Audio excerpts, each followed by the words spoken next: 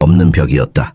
그저 밤마다 이 화려한 공간을 청소하고 아침이면 흔적 없이 사라지는 그림자 같은 존재일 뿐이었다. 오늘도 끝이 보이네. 소유는 한숨을 내쉬며 중얼거렸다.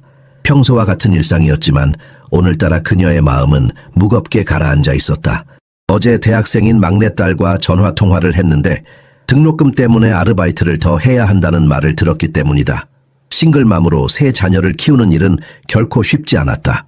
남편이 떠난 후 10년이 넘는 시간 동안 소유는 매일 2개의 일자리를 오가며 자녀들을 뒷바라지 해왔다. 퇴근 준비를 위해 청소 도구를 정리하던 그 순간 소윤의 귀에 미세한 소리가 들려왔다. 처음에는 바람 소리인가 싶었다. 하지만 그녀는 곧 그것이 무엇인지 깨달았다. 폭풍우 소리를 뚫고 들려오는 희미하지만 분명한 아기의 울음소리였다. 그녀의 심장이 갑자기 빠르게 뛰기 시작했다. 새 아이를 키운 엄마로서 그녀는 그 소리를 놓칠 리 없었다. 갓난아기의 울음소리였다. 하지만 이 시간에 이런 사무실 빌딩에서 아기가 웬 말인가 누구지? 소유는 주변을 둘러보았지만 18층 전체가 텅 비어 있었다. 그녀 말고는 아무도 없었다. 경비원조차 1층에 있을 시간이었다. 그녀는 카트를 그대로 두고 울음소리가 나는 방향으로 조심스럽게 발걸음을 옮겼다. 대리석 바닥에 부딪히는 그녀의 발소리가 빈 공간에 울려 퍼졌다. 울음소리는 점점 더 선명해졌고 소유는 그것이 비상계단 쪽에서 나오고 있다는 것을 알아차렸다. 그녀의 목에서 식은땀이 흘러내렸다. 어쩌면 자신이 들은 것은 착각일지도 모른다는 생각이 들었다. 하지만 그 소리는 분명 현실이었다. 소유는 비상구 문 앞에 서서 잠시 망설였다. 온몸에 소름이 돋았고 심장은 마치 가슴을 뚫고 나올 듯이 세차게 뛰고 있었다. 여보세요? 소유는 떨리는 목소리로 불렀다. 대답은 없었다. 대신 아기의 울음소리가 더 커졌다. 그녀는 깊게 숨을 들이마신 후 용기를 내어 비상구 문을 열었다. 시간이 멈춘 것처럼 느껴지는 순간이었다. 바깥은 여전히 폭풍우가 거세게 몰아치고 있었다. 서울의 밤하늘은 검은 구름으로 뒤덮여 있었고 멀리서 천둥 소리가 울려 퍼졌다. 차가운 바람이 소윤의 얼굴을 스쳐 지나갔다. 그리고 그 순간 그녀의 눈에 들어온 것은 평생 잊지 못할 광경이었다. 비상계단 난간에 놓인 작은 바구니 속에서 한 생명이 이 세상의 모든 슬픔을 담은 듯한 울음을 터뜨리고 있었다. 소윤의 손이 비상구 문을 밀어 완전히 열자 아기의 울음소리는 더욱 선명해졌다. 떨리는 다리로 한 걸음 한 걸음 계단 쪽으로 다가가자 그녀의 눈에 놓인 광경이 확연히 드러났다. 계단참 위에 놓인 작은 등나무 바구니, 그 위로 하늘색 담요가 비에 흠뻑 젖어 있었다. 바구니 안에서는 작은 생명체가 있는 힘을 다해 울고 있었다. 아이고 이런. 소유는 자신도 모르게 숨을 멈췄다. 심장이 요동치는 가운데 그녀는 서둘러 바구니를 들어 올렸다. 바구니는 예상보다 무거웠고 물에 젖어 있어 손에서 미끄러질 뻔했다. 그녀는 바구니를 조심스럽게 안고 밝은 조명이 켜진 복도로 다시 들어갔다. 바구니 속 아기는 약 3개월 정도로 보이는 남자아이였다. 하얀 피부에 까만 눈동자가 눈물로 반짝이고 있었다. 아이는 온몸이 젖어 추위에 떨고 있었다. 소유는 즉시 자신의 외투를 벗어 아기를 감싸 안았다. 그녀의 손길이 닿자 아이는 잠시 울음을 멈추고 그녀를 올려다 보았다. 그 순간 소윤의 가슴 속에서 무언가가 흔들렸다. 15년 전 막내딸을 처음 안았을 때 그 감각이 떠올랐다. 누가 널 여기에 두고 간 거니? 소윤은 속삭였다.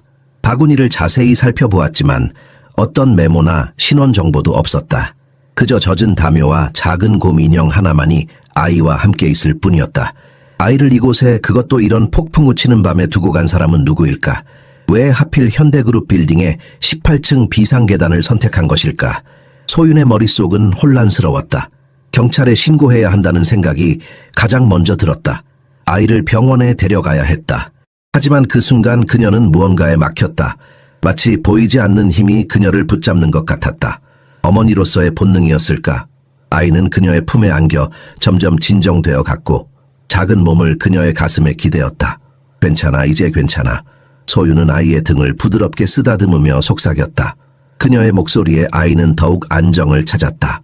소윤은 지하 1층에 있는 청소 직원들의 작은 휴게실로 아이를 데려갔다. 그곳에는 그녀의 동료 정미선이 자주 사용하는 젖병이 있었다. 미선은 일을 하는 동안 종종 손녀를 데려와 돌보곤 했다. 소윤은 재빠르게 젖병을 찾아 따뜻한 우유를 준비했다. 전자레인지에 우유를 드는 1분이 마치 1시간처럼 느껴졌다. 그녀의 머릿속은 온통 질문으로 가득 찼다. 이 아기는 누구의 아이일까? 왜 버려졌을까? 왜 하필 이 빌딩의 2층의 이 비상계단에? 우유가 준비되자 소유는 조심스럽게 아기에게 젖병을 물렸다. 아기는 허기진 듯 열심히 우유를 빨기 시작했다. 그 작은 입술이 젖병에 달라붙어 필사적으로 우유를 마시는 모습을 보며 소윤의 눈에서는 뜨거운 눈물이 흘러내렸다. 누군가에게 버림받은 이 작은 생명체가 그녀의 보호 아래에서 안전하게 느끼는 모습이 가슴 아프게 다가왔다. 창밖으로는 여전히 폭풍우가 거세게 몰아치고 있었다. 번개가 번쩍일 때마다 휴게실이 순간적으로 밝게 빛났다. 소윤은 아기를 품에 안고 우유를 먹이며 무거운 결정의 무게를 느꼈다. 사회복지사에게 연락해야 할까? 경찰서로 가야 할까? 아니면 그녀는 잠시 상상했다. 이 아이를 자신의 집으로 데려가는 모습을, 자신의 아이처럼 돌보는 모습을. 그것이 얼마나 무모한 생각인지 알면서도 그녀의 가슴은 이미 이 작은 생명에게 열려 있었다. 아기는 우유를 다 마시고 작은 하품을 했다. 그리고 소윤의 품에 안겨 새우르르 잠이 들었다. 빗방울이 창문을 두드리는 소리만이 고요한 휴게실에 울려 퍼지는 가운데 소윤은 깨달았다. 이 순간부터 그녀의 인생은 절대로 예전과 같지 않을 것이라는 것을. 지하 휴게실에서 밤을 지새운 소윤은 창문으로 스며드는 희미한 새벽빛에 눈을 떴다. 그녀의 품에서는 여전히 아기가 평화롭게 숨을 쉬고 있었다. 밤새 단 한 번도 아이를 내려놓지 못했다. 마치 자신의 품을 떠나는 순간 이 모든 것이 꿈처럼 사라질까 두려웠던 것처럼 소윤은 아이의 작은 얼굴을 가만히 바라보았다. 긴 속눈썹 아래 감긴 눈, 작고 동그란 코, 분홍빛 입술, 누구를 닮았을까? 경찰에 신고해야 한다는 생각이 다시 한번 그녀의 머릿속을 스쳐갔다. 하지만 그 생각은 금세 마음 한구석으로 밀려났다. 어쩌면 그것은 자신의 빈 둥지를 채우고 싶은 욕망일 수도 있었다. 아니면 자신과 같은 처지의 아이들을 돌보고 싶은 본능적인 모성애일 수도 있었다. 소유는 자신의 세 자녀가 어렸을 때를 떠올렸다. 고단한 일과 후에도 그들을 위해 동화책을 읽어주고 숙제를 봐주고 아픈 밤엔 내내 곁을 지켜줬던 그 시절이 문득 그리워졌다. 내 이름은 뭘까? 소유는 아기의 작은 볼을 조심스럽게 쓰다듬으며 속삭였다. 잠시 생각에 잠긴 그녀는 문득 떠오른 이름을 중얼거렸다. 은우, 강은우. 그 순간 아기가 작은 하품을 하며 눈을 떴다. 그리고는 소윤을 향해 미소를 지었다. 그 미소에 소윤의 마음은 결정되었다. 며칠만이야. 그녀는 자신에게 다짐했다. 며칠만 너를 돌볼게. 그동안 누군가 널 찾는지 조용히 알아볼 거야. 하지만 그녀의 심장은 이미 알고 있었다. 만약 아무도 이 아이를 찾지 않는다면, 만약 아무도 이 작은 생명의 부재를 눈치채지 못한다면 어쩌면 그녀는 감히 그 생각을 완성하지 못했다. 소유는 자신의 결정이 얼마나 터무니없는 것인지 알고 있었다. 불법적인 일이었다. 아기의 부모가 누구든 그들은 법적 권리가 있었다. 하지만 그 작은 바구니 폭풍우 치는 밤 무방비 상태로 버려진 아이, 그들은 과연 어떤 권리가 있을까? 소유는 복잡한 감정 속에서 헤어나오지 못했다. 그녀는 서둘러 출근 준비를 했다. 오늘은 휴일이라 다행히 회사에 출근할 필요가 없었다. 그녀는 아기를 조심스럽게 담요로 감싸고 자신의 외투 안에 숨겼다. 그리고 빌딩을 빠져나가기 전 바구니와 아기의 흔적이 남아있는 모든 것들을 완벽하게 정리했다. 증거는 남기지 말아야 했다. 소유는 강남 사무실 빌딩을 빠져나와 지하철역으로 향했다. 아침 일찍이라 다행히 사람들이 많지 않았다. 그녀는 평소보다 더 긴장한 채로 지하철에 올랐다. 마치 모든 사람들이 자신을 의심스럽게 바라보는 것 같았다. 외투 속의 작은 생명체가 갑자기 울음을 터뜨릴까봐 두려웠다. 하지만 은우는 마치 그녀의 긴장을 아는지 지하철 여정 내내 조용했다. 아날코라는 서민 동네에 위치한 소윤의 집은 작지만 아늑했다. 2층짜리 낡은 빌라의 맨 위층, 좁은 계단을 오르며 그녀는 숨이 차올랐다. 아니, 숨이 찬 것은 계단 때문만은 아니었다. 그녀가 지금 하고 있는 일의 무게가 그녀의 가슴을 짓누르고 있었다. 현관문을 열고 들어서자 익숙한 고요함이 그녀를 맞이했다. 텅 빈 집. 그녀의 세 자녀들은 이미 각자의 삶을 찾아 떠난 지 오래였다. 장남 태주는 부산에서 조선소 기술자로 일하고 있었고 둘째 민지는 대학원에서 유아교육을 공부하며 대전에서 살고 있었다. 막내 수연은 서울 시내의 대학교에 다니고 있었지만 기숙사 생활을 하고 있었다. 소유는 조심스럽게 은우를 자신의 침대 위에 눕혔다. 그리고 옷장에서 오래된 상자를 꺼냈다. 그 안에는 수연이가 아기였을 때 입었던 옷들이 고이 접혀 있었다. 소유는 한 땀 한 땀 직접 손으로 만들었던 그 작은 옷들을 15년 동안이나 버리지 못하고 보관해왔다. 마치 이 순간을 위해서인 것처럼 창밖으로는 폭풍우가 그치고 햇살이 조금씩 비치기 시작했다. 소유는 아기 옆에 앉아 앞으로 자신이 해야 할 일들을 생각했다. 우유, 기저귀, 아기 용품, 그리고 무엇보다 아무도 의심하지 않게 행동하는 법. 그녀의 인생에 갑자기 나타난 이 작은 기적을 지키기 위해 소유는 이제 새로운 삶을 시작해야 했다. 소윤이 작은 은우와 점점 깊은 유대감을 형성해가는 동안 외부 세계에서는 중요한 사건들이 펼쳐지고 있었다. 현대그룹 본사 빌딩의 15층, 서울에서 가장 영향력 있는 인물 중 한 명인 김태우는 인생 최대의 위기를 맞이하고 있었다. 그의 아내 윤지연이 생후 3개월 된 아들을 데리고 사흘 전에 사라진 것이다. 태우는 45세의 나이에 이미 한국 재계를 주무르는 인물로 자리매김했다. 그가 이끄는 김씨 일가의 기업 제국은 건설, 부동산, 기술 분야를 아우르며 수조 원의 가치를 지니고 있었다. 서울뿐만 아니라 전국 곳곳에 그의 영향력이 미치지 않는 곳은 없었다. 그는 돈으로 살 수 있는 모든 것을 가지고 있었다. 하지만 지금 그에게는 오직 하나, 정말로 중요한 것만이 부족했다. 바로 그의 아들이었다. 아직도 단서가 없습니까? 태우는 책상을 내리치며 비서에게 물었다. 그의 목소리에는 분노보다는 절박함이 묻어났다. 죄송합니다, 회장님. 경찰과 저희 보안팀이 24시간 수색 중이지만 아직 뚜렷한 단서를 찾지 못했습니다. 비서는 고개를 숙인 채 대답했다.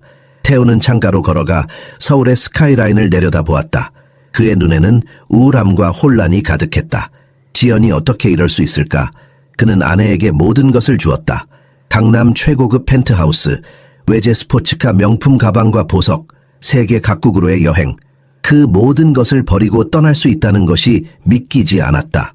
그리고 더 이해할 수 없는 것은 어떻게 그의 아들, 그의 혈육, 김가의 후계자를 데리고 갈 수 있었냐는 것이었다. 태우의 손에는 지연이 남긴 편지가 구겨져 있었다. 더 이상 거짓과 가식으로 가득 찬 이 세상에서 살 수 없어요. 그 한 줄만으로는 아무것도 설명되지 않았다. 그들의 결혼 생활은 완벽했다. 적어도 태우는 그렇게 생각했다. 그는 책상으로 돌아와 노트북을 열었다. 화면에는 빌딩의 보안 카메라 영상이 재생되고 있었다. 폭풍우가 몰아치던 그 밤, 지연이 아기를 품에 안고 빌딩으로 들어오는 모습이 보였다. 그녀는 정문이 아닌 직원 전용 출입구를 이용했고 메인 엘리베이터가 아닌 서비스 엘리베이터를 탔다. 카메라는 그녀가 18층까지 올라가는 것을 포착했다. 하지만 그 이후로는 아무것도 없었다. 지연도 아기도 다시는 카메라에 포착되지 않았다. 마치 빌딩 안에서 흔적도 없이 사라진 것 같았다. 미쳐버리겠군. 태우는 이마를 문지르며 중얼거렸다. 3일 동안 그는 거의 잠을 자지 못했다. 같은 영상을 수십 번, 수백 번 돌려봐도 답은 나오지 않았다. 그는 개인 경호원들과 사설 탐정들을 고용했고 경찰 수사를 압박하기 위해 정치적 인맥까지 동원했다. 하지만 아무런 소용이 없었다. 회장님, 강 형사님이 오셨습니다. 비서가 노크 후 조심스럽게 말했다. 들어오라고 해. 태우는 지친 목소리로 대답했다. 강 형사는 중년의 날카로운 눈을 가진 남자였다. 그는 서울경찰청 실종 전담반의 베테랑이었다. 새로운 소식이 있으신가요? 태우가 희망을 담아 물었다. 강 형사는 고개를 저었다. 아직 결정적인 단서는 없습니다. 하지만 한 가지 이상한 점을 발견했습니다. 그날 밤 18층에서 근무하던 청소부가 다음 날부터 출근하지 않고 있습니다. 태우의 눈이 번쩍 빛났다. 그게 무슨 의미죠? 아직 확실한 건 없습니다. 단순한 우연일 수도 있고. 강 형사는 말끝을 흐렸다. 그 청소부에 대해 알아봤나요? 태우가 다급하게 물었다. 박소윤이라는 여성입니다. 42세, 싱글맘으로 세 자녀를 키우고 있습니다. 15년 동안 그 빌딩에서 일했고 특별한 문제가 있었던 적은 없습니다. 현재 병가를 냈다고 합니다. 태우는 창밖을 바라보며 생각에 잠겼다. 처음으로 희미한 희망의 실마리가 보이는 것 같았다. 그 여자를 찾아 당장 태우의 조사는 그날의 모든 세부 사항을 철저히 검토하게 했다. 그는 자신의 보안팀을 통해 지연이 직원용 엘리베이터를 이용해 18층으로 올라간 사실을 확인했다. 그녀는 의도적으로 메인 카메라의 시야를 피한 듯했다. 하지만 18층 이후로는 그녀의 흔적이 완전히 사라졌다. 마치 그녀와 아이가 공기 중으로 증발한 것 같았다. CCTV 사각지대가 있을 수밖에 없습니다. 보안팀장이 설명했다. 특히 비상계단과 일부 복도는 카메라 설치가 미비합니다. 태우는 불만스러운 표정을 지었다. 내가 얼마나 많은 돈을 보안 시스템에 투자했는데 이런 허점이 있다고?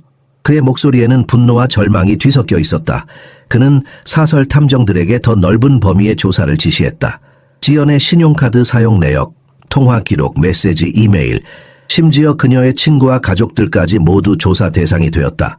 그는 정치적 영향력을 행사해 경찰이 수사에 더 많은 인력을 투입하도록 압력을 가했다.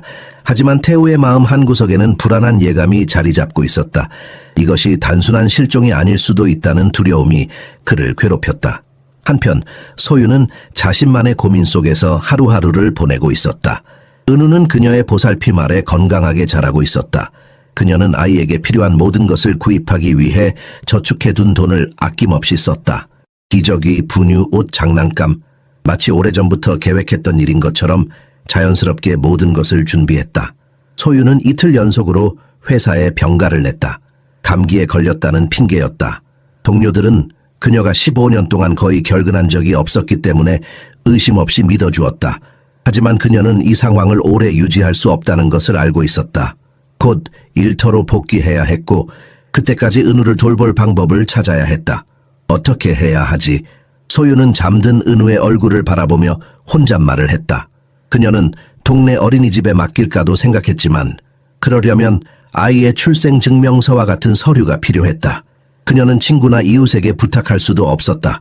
갑자기 나타난 아기에 대해 너무 많은 질문을 받게 될 것이 분명했다. 소윤이 이런 생각들로 머리를 싸매고 있을 때 그녀의 휴대폰이 울렸다. 화면에는 현대그룹 인사과라는 이름이 떠 있었다. 그녀의 심장이 빠르게 뛰기 시작했다. 여보세요? 그녀는 최대한 침착하게 전화를 받았다. 박소윤 씨 맞으신가요? 현대그룹 인사과 김영호입니다. 남자의 목소리가 들려왔다. 병가 신청서가 접수되었는데 규정상 3일 이상 결근 시에는 의사 진단서가 필요합니다. 내일까지 제출해 주실 수 있을까요? 소윤의 손이 떨렸다. 네, 알겠습니다. 제출하겠습니다. 그녀는 간신히 대답했다. 전화를 끊고 소윤은 깊은 숨을 내쉬었다. 현실이 그녀를 빠르게 따라잡고 있었다. 그녀는 텔레비전을 켰다.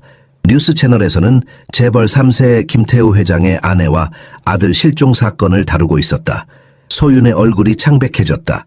화면에는 김태우의 모습이 나왔다. 그는 카메라 앞에서 침착하지만 명백히 지친 표정으로 대중에게 호소하고 있었다. 아내와 아들을 찾는 데 도움을 주실 분께는 어떤 보상이라도 드리겠습니다. 제발 정보가 있으시면 연락해 주십시오. 소윤은 그 자리에 얼어붙었다. 갑자기 모든 퍼즐 조각이 맞춰지는 것 같았다. 그녀가 돌보고 있는 아기, 그녀의 은우는 김태우의 아들이었다. 한국에서 가장 영향력 있는 사업가 중 한 명의 유일한 후계자였다. 이런 소윤은 양손으로 얼굴을 감쌌다. 그녀의 온몸이 떨리기 시작했다. 그녀는 무의식적으로 한국에서 가장 강력한 남자의 아들을 납치한 셈이었다. 만약 지금 자백한다면 아무도 그녀의 이야기를 믿지 않을 것이다. 그들은 그녀가 계획적으로 아이를 납치했다고 생각할 것이다. 어쩌면 지연의 실종에도 그녀가 연루되었다고 의심받을지도 모른다. 소윤은 침대 위에서 평화롭게 잠든 은우를 바라보았다. 이제 아이는 그녀를 알아보고 그녀의 목소리에 반응하고 그녀의 품에서 안정을 찾았다. 그녀는 어떻게 해야 할지 정답을 찾을 수 없었다. 옳은 일과 그녀의 마음이 원하는 것 사이에서 소윤은 깊은 고뇌에 빠졌다. 창밖으로는 서울의 밤이 깊어가고 있었다. 어딘가에서 김태우의 사람들이 그녀를 찾고 있을지도 모른다는 생각에 소윤은 몸서리를 쳤다. 시간은 그녀에게 불리하게 흘러가고 있었다. 다음 날 아침 소윤은 거의 뜬 눈으로 밤을 새웠다. 끊임없는 고민과 두려움이 그녀를 괴롭혔다. 은우의 부모에게 아이를 돌려줘야 한다는 것은 분명했다. 하지만 어떻게 경찰서로 직접 걸어 들어가서 모든 것을 고백할까? 그렇게 되면 체포되고 납치죄로 기소될 것이 분명했다. 그녀의 인생은 끝장날 것이고 세 자녀들은 어머니가 범죄자가 되는 충격을 감당해야 할 것이다. 아니면 익명으로 아이를 어딘가에 두고 신고를 할까? 하지만 그것은 은우를 또다시 버리는 것과 다름없었다. 그녀는 차마 그럴 수 없었다. 이미 4일 동안 그녀의 심장 속에 깊이 자리 잡은 이 작은 생명을 다시 버릴 수는 없었다. 소유는 부엌 테이블에 앉아 커피를 마시며 창밖을 바라보았다.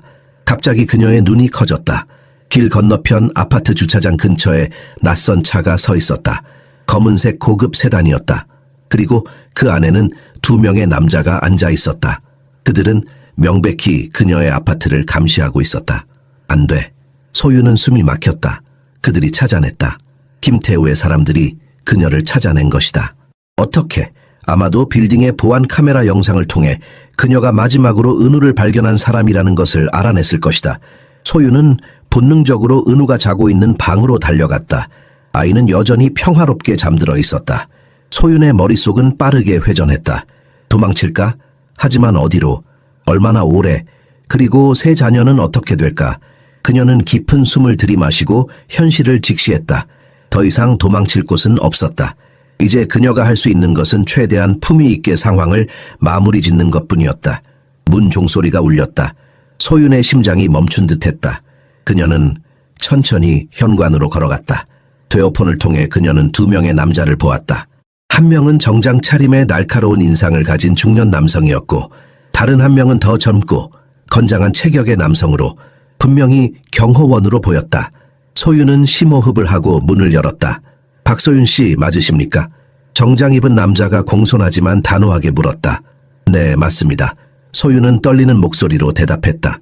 김태우 회장님을 대신해 왔습니다. 안에서 대화를 나눌 수 있을까요? 소윤은 조용히 고개를 끄덕이고 문을 더 활짝 열었다. 그녀는 이미 이 순간이 올 것을 예상했다. 다만 이렇게 빨리 올 줄은 몰랐을 뿐. 2 남자가 거실로 들어왔다. 정장 입은 남자는 주변을 둘러보더니 소파에 앉았다. 경호원으로 보이는 남자는 입구 근처에 서서 경계 태세를 유지했다. 제 이름은 박진호입니다. 김태우 회장님의 수석 비서이자 법률 고문입니다. 그는 명함을 건넸다. 우리는 회장님의 아들이 여기 있다고 믿고 있습니다. 소윤은 대답하지 않았다. 그저 고개를 숙인 채 서 있었다. 그녀의 침묵이 모든 것을 말해주고 있었다. 경찰에 신고하기 전에 회장님께서 직접 상황을 파악하고 싶어 하셨습니다. 박진호는 차분하게 말을 이어갔다. 아이를 볼 수 있을까요? 소윤은 천천히 고개를 들었다. 그녀의 눈에는 눈물이 고여 있었다. 그를 해치려던 게 아니에요. 그저 알고 있습니다. 박진호가 말을 가로챘다. 우리는 보안 카메라 영상을 모두 검토했습니다. 당신이 아이를 발견한 것은 우연이었고 그 후에도 당신은 그를 잘 돌봐왔다는 것을 알고 있습니다. 소윤은 놀란 표정으로 그를 바라보았다. 그녀는 즉각적인 체포와 비난을 예상했었다. 회장님은 당신이 아이를 데려간 것에 분노하기보다 그를 안전하게 지켜준 것에 감사하고 계십니다. 박진호는 부드럽게 말했다. 특히 회장님의 부인이 불안정한 상태에서 아이를 위험에 처하게 한 상황에서요. 부인이요? 소윤이 물었다. 박진호는 깊은 한숨을 내쉬었다. 회장님의 부인은 산후 우울증으로 치료를 받고 계십니다. 그날 밤 그녀는 병원에서 몰래 빠져나와 아이를 데리고 나왔습니다. 그녀의 목적은 아마도 자신과 아이 모두를 그는 말을 끝맺지 못했지만 소윤은 그 의미를 충분히 이해했다. 그녀의 가슴이 무거워졌다. 아이를 보여주시겠어요? 박진호가 다시 물었다. 소윤은 천천히 고개를 끄덕이고 침실로 향했다. 은우는 막 잠에서 깨어나 작은 소리로 옹가리를 하고 있었다. 소윤은 조심스럽게 그를 안아 올렸다. 이것이 마지막이라는 것을 알고 있었다. 마지막으로 그를 품에 안는 순간 그녀는 아이의 작은 머리에 입을 맞추고 귓가에 속삭였다. 행복하게 자라렴, 내 작은 은우야. 거실로 돌아온 소윤은 박진호에게 은우를 조심스럽게 건넸다. 그녀의 손은 떨렸고 눈물이 볼을 타고 흘러내렸다. 아이는 낯선 사람의 품에 안기자 불안한 듯 소윤을 바라보았다. 그 작은 눈빛이 그녀의 가슴을 더욱 아프게 했다. 이제 어떻게 되는 건가요? 소윤이 떨리는 목소리로 물었다. 박진호는 아이를 경호원에게 넘기고 소윤에게 다시 주의를 기울였다. 그의 표정은 예상외로 부드러웠다. 회장님께서 직접 당신을 만나고 싶어 하십니다. 소윤의 눈이 커졌다. 저를요? 왜죠? 그건 회장님께서 직접 설명하실 겁니다. 준비하시겠어요? 차가 기다리고 있습니다. 소유는 혼란스러웠다. 체포도 고발도 아니었다. 김태우가 그녀를 직접 만나고 싶다니. 그녀는 무슨 일이 일어날지 상상도 할 수 없었다. 빠르게 샤워를 하고 가장 깔끔한 옷을 입은 후 그녀는 두 남자와 함께 집을 나섰다. 검은색 고급 세단 안은 소윤이 상상했던 것보다 훨씬 넓고 편안했다. 아이는 특별히 제작된 카시트에 안전하게 고정되어 있었고 가끔 소윤을 향해 미소를 지었다. 그녀의 마음은 이미 찢어지는 것 같았다. 불과 며칠 만에 이 작은 생명체는 그녀의 인생에서 없어서는 안 될 존재가 되었다. 차는 서울의 가장 부유한 지역인 한남동으로 향했다. 그들이 도착한 곳은 언덕 위에 자리한 거대한 저택이었다. 철제 대문이 자동으로 열리고 차는 완벽하게 관리된 정원을 지나 저택 현관 앞에 멈췄다. 소유는 숨을 깊게 들이마셨다. 그녀는 이런 세계에 속하지 않았다. 이곳은 그녀가 매일 밤 청소하는 사무실보다도 더 멀게 느껴지는 세계였다. 경호원이 문을 열어주자 그녀는 조심스럽게 차에서 내렸다. 저택 내부는 그녀가 상상했던 것보다 더 인상적이었다. 높은 천장, 대리석 바닥, 예술 작품으로 장식된 벽. 이 모든 것은 그녀가 평생 살아온 작은 아파트와는 완전히 다른 세계였다. 박진호는 그녀를 넓은 거실로 안내했다. 그곳에는 한 남자가 창가에 서 있었다. 김태우는 TV에서 보던 것보다 실제로 더 위압적인 존재감을 풍겼다. 45세임에도 불구하고 그는 훨씬 젊어 보였다. 키가 크고 단단한 체격에 날카로운 눈빛을 지닌 그는 명백히 권력을 가진 사람이었다. 하지만 소윤이 예상했던 분노 대신 그의 눈에는 피로와 걱정이 가득했다. 박소윤 씨, 그는 그녀에게 다가오며 인사했다. 저와 제 아들을 위해 해주신 일에 감사드립니다. 소윤은 당황했다. 그녀는 감사를 기대하지 않았다. 오히려 비난과 협박을 예상했었다. 앉으시죠. 김태우는 소파를 가리켰다. 소윤이 자리에 앉자 가정부로 보이는 여성이 차를 들고 왔다. 그녀는 품위 있게 차를 따르고 자리를 비켰다. 진호가 상황을 설명했나요? 김태우가 물었다. 소윤은 고개를 끄덕였다. 부인분께서 아프시다고 들었습니다. 김태우는 깊은 한숨을 내쉬었다. 지연은 산후 우울증으로 심한 시간을 보내고 있습니다. 아이가 태어난 후 그녀는 점점 더 우울해졌고 현실과의 연결이 끊어지기 시작했습니다. 그는 잠시 말을 멈추고 기억을 정리하는 듯했다. 의사들은 그것을 산후 정신병이라고 불렀습니다. 저는 그녀가 그렇게까지 심각하다는 것을 알지 못했습니다. 너무 일에 몰두해 있었죠. 소유는 그의 자책하는 표정을 보았다. 그 순간 그녀는 김태우가 단순한 권력자가 아닌 고통받는 한 사람의 남편이자 아버지라는 것을 깨달았다. 그녀는 지금 어디 계신가요? 소윤이 조심스럽게 물었다. 강남의 사립정신병원에 있습니다. 치료를 받고 있고 상태는 점점 나아지고 있습니다. 김태우는 잠시 침묵했다가 다시 말을 이었다. 소윤 씨, 저는 당신에게 제안할 것이 있습니다. 김태우의 말에 소윤은 가슴이 조여오는 듯했다. 그가 무슨 제안을 할지, 그리고 그것이 그녀의 운명을 어떻게 바꿀지 상상조차 할 수 없었다. 방 안에는 팽팽한 긴장감이 흘렀다. 소윤 씨, 당신이 아들을 돌봐주셨던 방식을 보았습니다. 김태우는 천천히 말을 이어갔다. 우리가 당신 아파트에 카메라를 설치했다는 사실을 고백해야겠군요. 소윤은 숨을 들이켰다. 그녀의 사생활이 침해당했다는 사실에 충격을 받았다. 김태우는 손을 들어 사과의 뜻을 표했다.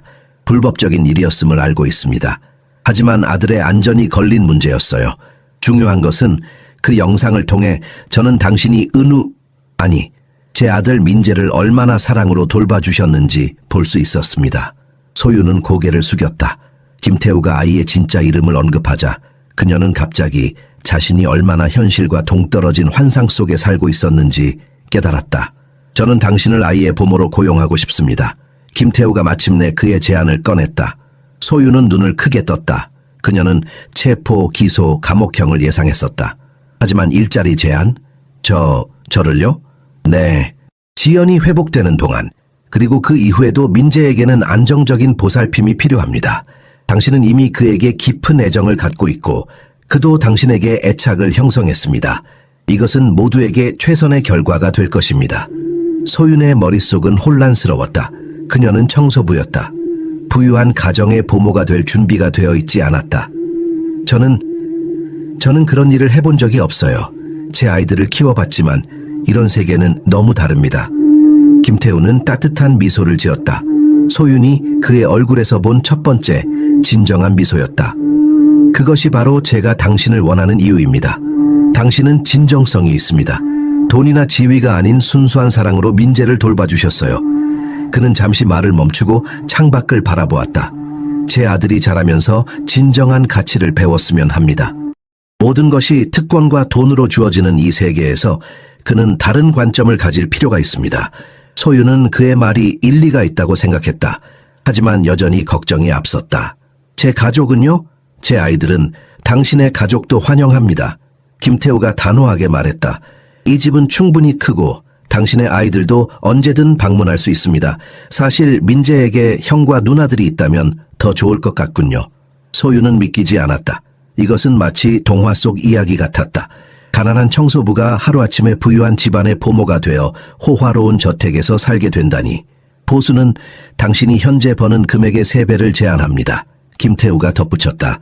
그리고 물론 이 집에서의 숙식과 모든 편의시설 사용이 포함됩니다. 당신의 아이들 교육비도 제가 부담하겠습니다. 소윤의 눈에 눈물이 맺혔다. 그것은 그녀가 감히 꿈꿔보지 못했던 제안이었다. 그녀의 아이들이 더 이상 학비 걱정 없이 공부할 수 있다니. 특히 대학생인 막내 수연은 더 이상 아르바이트를 할 필요 없이 학업에 집중할 수 있을 것이다. 하지만 여전히 그녀의 마음 한편에는 불안이 자리 잡고 있었다. 김 회장님, 솔직히 말씀드리자면 제가 당신 아들을 데려간 것은 범죄입니다. 왜 저를 경찰에 넘기지 않으시는 거죠? 김태우는 잠시 생각에 잠겼다. 제가 당신의 입장이었다면 어떻게 했을까요? 폭풍 우치는 밤, 버려진 아이를 발견했다면 당신은 본능적으로 그를 보호했습니다. 그리고 지금 솔직하게 인정하는 모습을 보니 당신이 옳은 사람임을 확신합니다. 그는 소파에서 일어나 은우를 안고 있는 유모에게 다가갔다. 아이를 조심스럽게 품에 안고 소윤에게 돌아와 그녀 앞에 섰다. 무엇보다도 민재가 당신을 필요로 합니다. 그리고 솔직히 저도 당신의 도움이 필요합니다. 소윤은 김태우의 눈에서 진심을 읽었다. 그는 단순한 사업가가 아니었다. 그는 아들을 위해 최선을 다하려는 아버지였다. 그녀는 천천히 일어나 은우, 아니 민재를 바라보았다. 아이는 그녀를 보자 밝게 웃었다. 생각해 보실 시간이 필요하시다면 며칠 드리겠습니다. 김태우가 말했다. 소유는 깊은 숨을 들이마셨다. 그녀의 인생이 완전히 바뀌는 순간이었다. 이 결정이 옳은 것인지 그녀는 아직 확신할 수 없었다. 하지만 민재의 웃는 얼굴을 보니 그녀의 마음은 이미 기울고 있었다. 생각해 볼 시간이 필요해요. 소유는 마침내 입을 열었다. 너무나 갑작스러운 제안에 그녀의 마음은 혼란스러웠다. 한편으로는 은우, 아니 민재와 함께할 수 있다는 생각에 기뻤지만 다른 한편으로는 이 모든 것이 너무 비현실적으로 느껴졌다. 물론입니다. 김태우는 이해한다는 듯 고개를 끄덕였다. 오늘 밤은 이곳에서 머무르시는 게 어떨까요? 민재 곁에서요. 내일 아침에 결정하셔도 됩니다. 소유는 잠시 고민하다 동의했다. 그녀는 민재와 헤어질 준비가 되어 있지 않았다. 단 하루라도 더 그와 함께하고 싶었다. 김태우는 가정부를 불러 소윤을 손님방으로 안내하도록 지시했다. 편안히 쉬세요. 무엇이든 필요한 것이 있으면 말씀해 주세요. 소윤은 그를 향해 가볍게 인사하고 가정부를 따라갔다. 민재는 유모에게 맡겨졌지만 김태우는 소윤에게 언제든지 아이를 볼 수 있다고 약속했다. 손님방은 소윤이 상상했던 그 어떤 방보다도 호화로웠다. 킹사이즈 침대, 대형 TV, 고급스러운 가구들, 그리고 자신만의 욕실까지. 그녀의 아파트 전체가 이 방 하나보다 작았다. 침대에 앉아 주변을 둘러보던 소윤은 문득 자신의 가족을 생각했다. 세 자녀들에게 이 상황을 어떻게 설명해야 할까? 그들은 이해할까? 그녀가 갑자기 부유한 집안의 보모가 되어 대저택에서 살게 된다면 그들은 어떤 반응을 보일까? 특히 민지가 걱정되었다. 둘째 딸은 항상 사회 불평등에 대한 강한 의견을 가지고 있었다. 그녀는 어머니가 15년 동안 밤 청소부로 일하며 겪은 차별과 고난에 분개해왔다. 어머니가 갑자기 재벌가의 일원이 된다면 그녀는 어떻게 받아들일까? 소유는 침대에 누워 천장을 바라보았다. 이 모든 것이 꿈처럼 느껴졌다. 일주일 전만 해도 그녀는 평범한 청소부였다.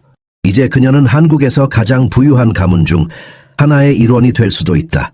그녀의 생각은 지연으로 향했다. 산후 우울증으로 고통받는 그 여성은 어떤 사람일까?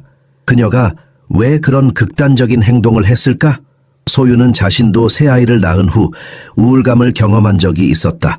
하지만 그녀에게는 그럴 시간이 없었다. 생존을 위해 계속 일해야 했으니까. 문득 두려운 생각이 들었다. 만약 지연이 회복되어 돌아온다면 그녀는 자신의 아이를 돌보던 청소부를 어떻게 대할까? 소유는 그 생각만으로도 불안해졌다. 그날 밤 소유는 잠들기 전 민재의 방을 방문했다. 아이는 평화롭게 잠들어 있었다. 그의 방은 동화 속에 나올 법한 꿈의 공간이었다. 디자이너가 꾸민 듯한 아기자기한 장식들, 최고급 가구들, 그리고 필요한 모든 것이 갖춰진 완벽한 공간이었다. 이게 네 진짜 세계구나. 소유는 속삭였다. 그녀는 민재의 작은 손을 잡고 잠시 그를 바라보았다. 아이는 꿈속에서 미소 지었다.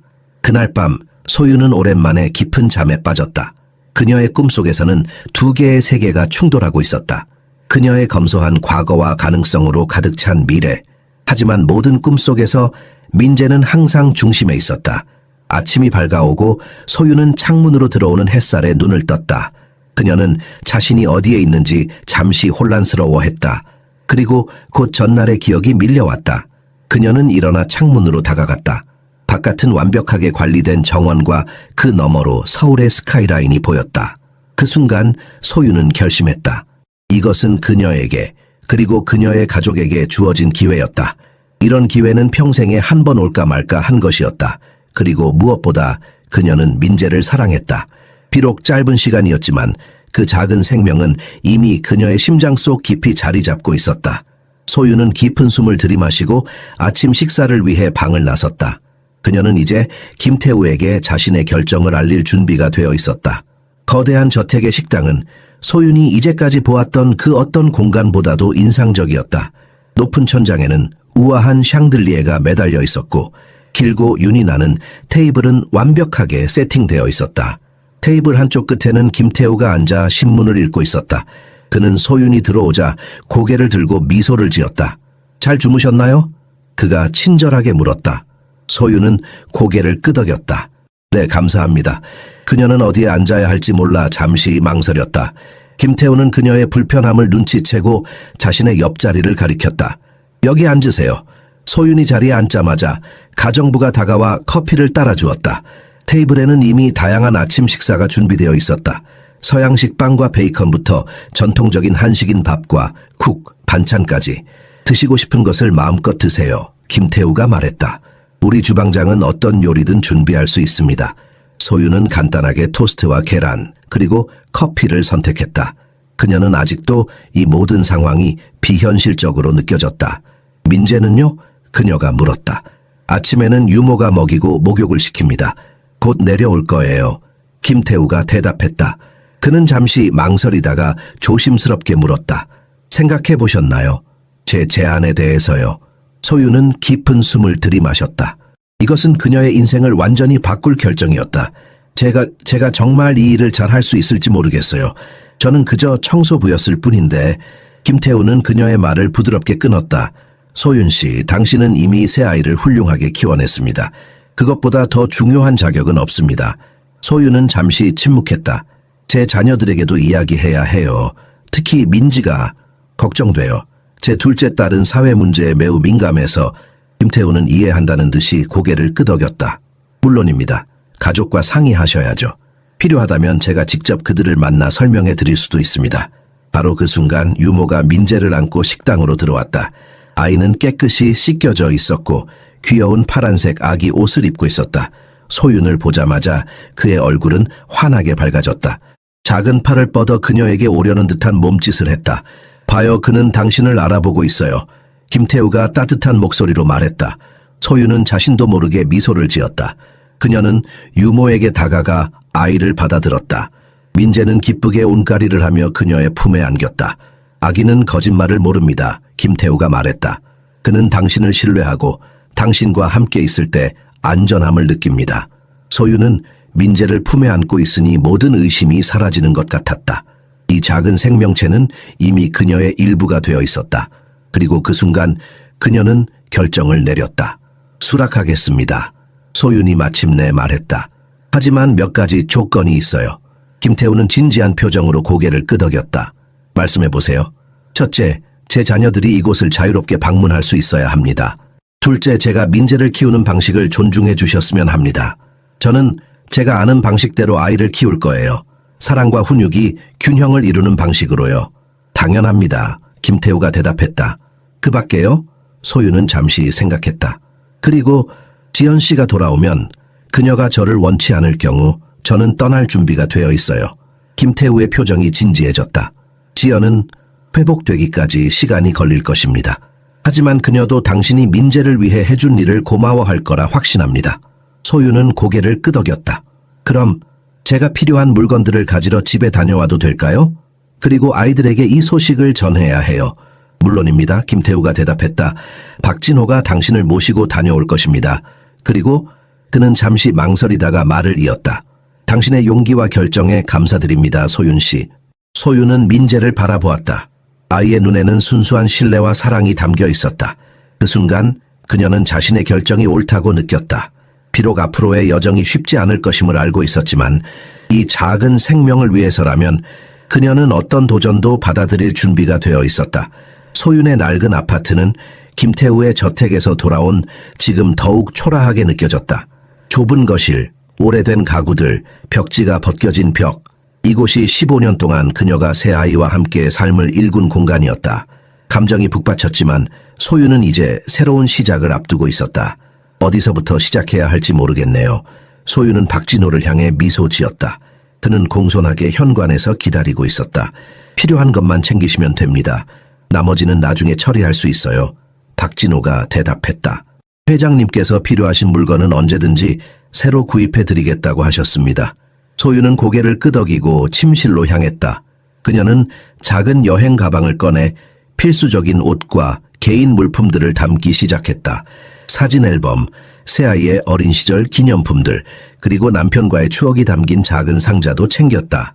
비록 그는 오래전에 그녀를 떠났지만 그 기억은 여전히 그녀의 일부였다. 한 가지 중요한 일이 남아 있었다.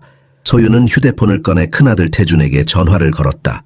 통화 내용을 세 자녀 모두에게 한 번에 설명하는 것이 더 쉬울 것 같았다. 엄마, 무슨 일이에요? 괜찮으세요? 태준의 걱정스러운 목소리가 들려왔다. 괜찮아, 아들. 근데 중요한 이야기가 있어서 오늘 밤 화상통화를 할 수 있을까? 민지와 수연이도 함께. 셋이 다 같이 이야기하고 싶어. 무슨 일인데요? 태준이 물었다. 전화로 설명하기는 어려워. 얼굴 보면서 이야기하자. 소유는 최대한 침착하게 대답했다. 알겠어요. 오늘 저녁 8시에 통화할게요. 민지랑 수연이한테도 연락할게요. 소유는 통화를 마치고 깊은 숨을 내쉬었다. 아이들에게 이 상황을 어떻게 설명해야 할지 막막했다. 너희 엄마가 부유한 집안의 아이를 몰래 데리고 있다가 이제 그 집안에서 보모로 일하게 되었어. 아무리 생각해도 이상하게 들렸다. 소윤이 짐을 정리하는 동안 박진호는 거실에서 조용히 기다리고 있었다. 그는 주변을 둘러보며 소윤의 삶의 흔적들을 관찰했다.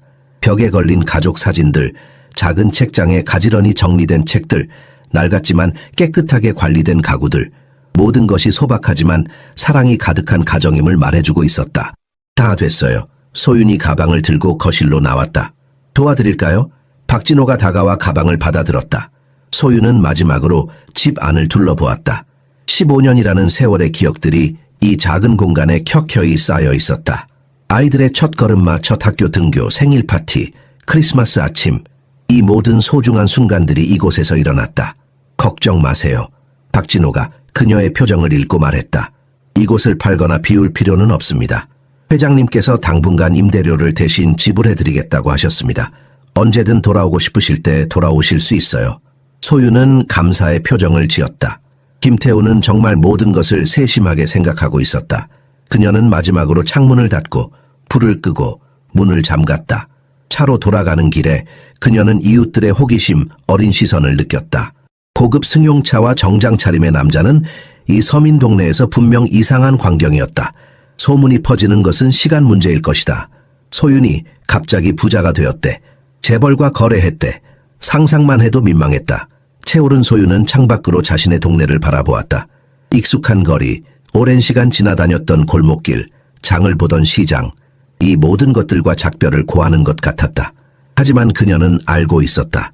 이것은 끝이 아니라 새로운 시작이었다. 준비되셨나요? 박진호가 조용히 물었다. 소유는 고개를 끄덕였다. 네, 가요. 차가 움직이기 시작했고 소윤의 오래된 아파트는 점점 멀어졌다. 그녀의 마음은 두려움과 기대감으로 가득했다. 민재와 다시 만날 생각에 그녀의 입가에 미소가 번졌다.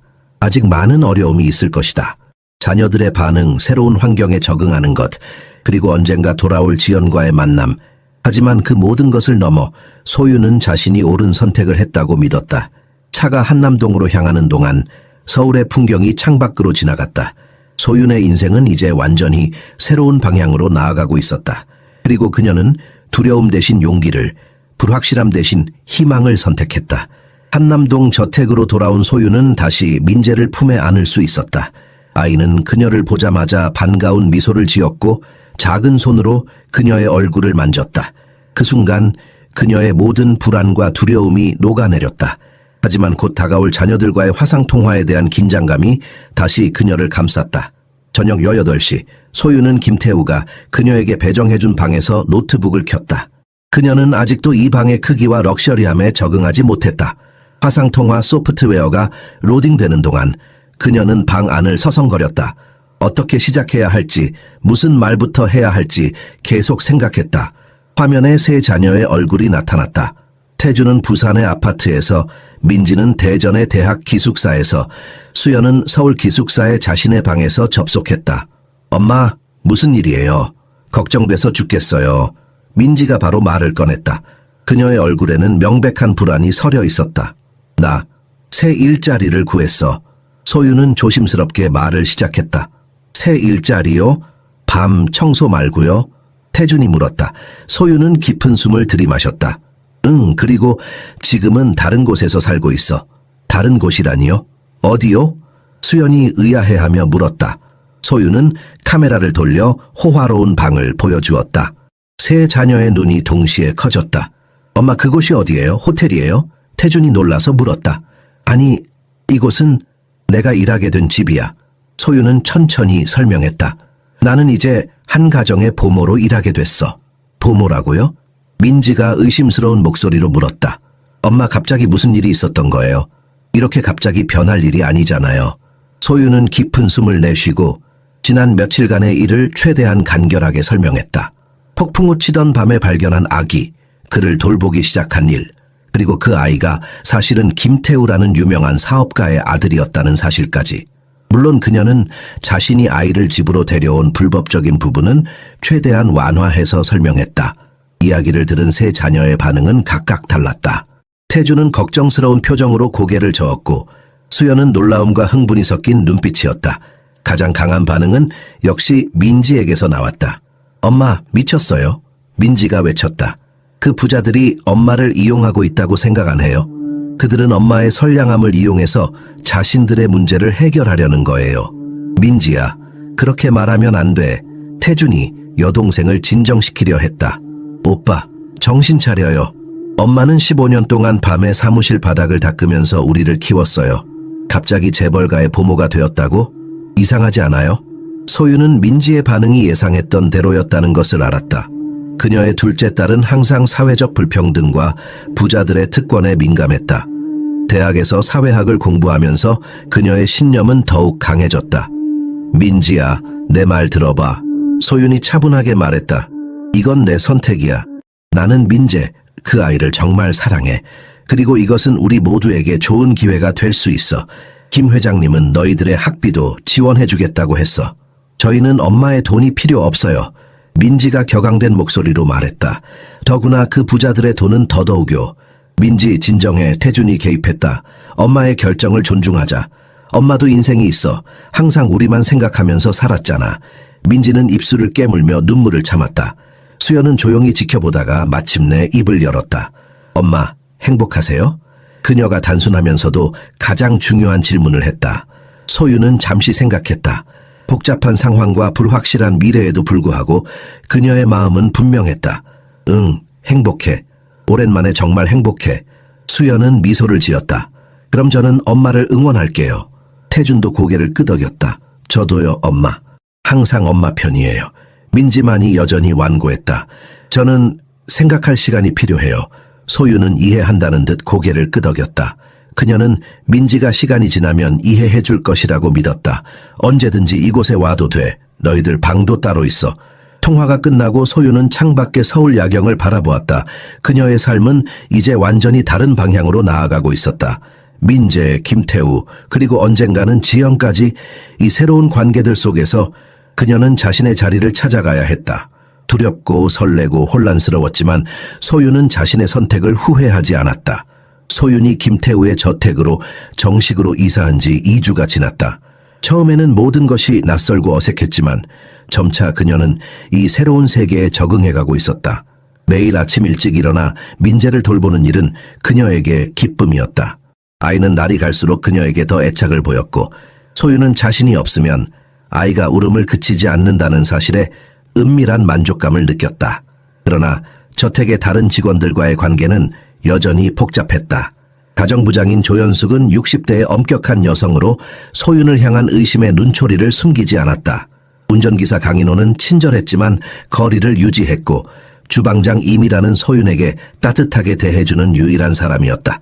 오늘도 일찍 일어나셨네요. 임이란이 부엌에서 아침 차를 준비하며 말했다. 소윤은 민재를 안고 우유를 드고 있었다. 네, 민재가 새벽에 한 번 깼어요. 그 후로는 다시 잠들지 못했네요. 소윤이 미소를 지으며 대답했다. 참, 어제 조 여사님이 뭐라고 하던데. 임이란이 주변을 살피며 목소리를 낮췄다. 소윤 씨가 민재 도련님의 이름을 은우라고 부르는 걸 들었대요. 그게 조금... 소윤의 얼굴이 붉어졌다. 가끔 무의식 중에 민재를 은우라고 부르는 실수를 했다. 그것은 그녀가 아이를 처음 발견했을 때 지어준 이름이었고 그녀의 마음속 깊이 자리 잡고 있었다. 조심해야겠네요. 고마워요. 임이라는 이해한다는 듯 고개를 끄덕였다. 그리고 오늘 오후에 손님이 오신대요. 손님이요? 소윤이 물었다. 네, 김 회장님의 어머니요. 도련님을 보러 오신다고 하셨어요. 소윤은 갑자기 긴장했다. 김태우의 어머니, 즉 민재의 할머니를 만난다는 것은 또 다른 시험대에 오르는 것과 같았다. 그녀는 이 명문가의 구성원들에게 어떻게 보일지 항상 신경 쓰고 있었다. 아침 식사 후 소윤은 민재를 데리고 정원으로 나갔다. 5월의 따뜻한 햇살이 정원의 꽃들을 환하게 비추고 있었다. 그녀는 아이를 안고 천천히 걸으며 나무와 꽃의 이름을 하나씩 알려주었다. 비록 민재는 아직 말을 이해할 나이는 아니었지만 소윤은 이런 작은 대화가 아이의 발달에 도움이 된다고 믿었다. 정원 한쪽에는 아름다운 장미 정원이 있었다. 소윤은 민재를 안고 빨간 장미 앞에 섰다. 이건 장미야, 은우, 아니 민재야. 그녀는 또다시 이름을 혼동했다. 주변에 아무도 없다는 것을 확인하고 안도의 한숨을 내쉬었다. 계속 그렇게 부르시나요? 갑작스러운 목소리에 소윤은 깜짝 놀라 뒤를 돌아보았다. 그곳에는 우아하고 품이 있는 중년 여성이 서 있었다. 완벽하게 차려입은 정장과 고급스러운 진주 목걸이, 그리고 날카로운 눈빛을 지닌 그녀는 분명 김태우의 어머니였다. 소윤은 갑자기 자신의 소박한 옷차림이 부끄럽게 느껴졌다. 죄송합니다. 저는... 소윤은 말을 더듬었다. 김정희입니다. 여성이 자신을 소개했다. 태우의 어머니죠. 소윤은 공손히 고개를 숙였다. 박소윤입니다. 민재의 보모입니다. 정희는 소윤을 평가하듯 위아래로 훑어보았다. 태우에게서 이야기는 들었어요. 당신이 우리 손자를 찾았다고요. 소윤은 어떻게 대답해야 할지 몰라 그저 고개를 끄덕였다. 아이를 안아봐도 될까요? 정희가 물었다. 소윤은 조심스럽게 민재를 정희에게 건넸다. 정희는 손주를 받아들며 그의 작은 얼굴을 유심히 살폈다. 우리 가문의 특징이 보이네요. 태우를 닮았어요. 정희가 말했다. 잠시 민재를 안고 있던 정희는 아이가 불안해하며 소윤을 찾는 것을 느꼈다. 그녀는 다시 소윤에게 아이를 건넸다. 당신을 더 편안해하는군요. 정희가 말했다. 그녀의 목소리에는 약간의 실망감이 묻어 있었다. 아이들은 익숙한 사람을 찾기 마련이에요. 소윤이 조심스럽게 대답했다. 정희는 고개를 끄덕였다. 저택 투어를 해볼까요? 당신이 어떤 환경에서 우리 손주를 돌보고 있는지 알고 싶어요. 소윤은 갑자기 시험에 들어선 것 같은 기분이 들었다. 그녀는 민재를 단단히 안고 정희를 따라 저택으로 향했다. 이 강인한 여성이 자신을 어떻게 판단할지, 그리고 그것이 그녀의 미래에 어떤 영향을 미칠지 소유는 알 수 없었다. 하지만 한 가지 분명한 것은 그녀가 지금까지의 어떤 도전보다도 큰 시험대에 올랐다는 사실이었다. 김정희의 저택 투어는 마치 소윤에 대한 예상치 못한 신문과도 같았다. 그들은 넓은 복도를 따라 걸으며 각 방을 둘러보았고 정희는 끊임없이 질문을 던졌다. 아이에게 어떤 음식을 먹이고 있나요? 수면 패턴은 어떤가요? 하루에 책을 얼마나 읽어주나요? 영어나 다른 언어는 노출시키고 있나요? 소윤은 최대한 자세하고 정직하게 대답했다. 그녀는 자신이 새 아이를 키운 경험에서 나오는 직관과 지식을 강조했고 민재의 발달 상태에 대한 자신의 관찰을 공유했다. 당신은 교육을 어디까지 받으셨나요? 정희가 갑자기 개인적인 질문을 했다. 소윤은 잠시 망설였다.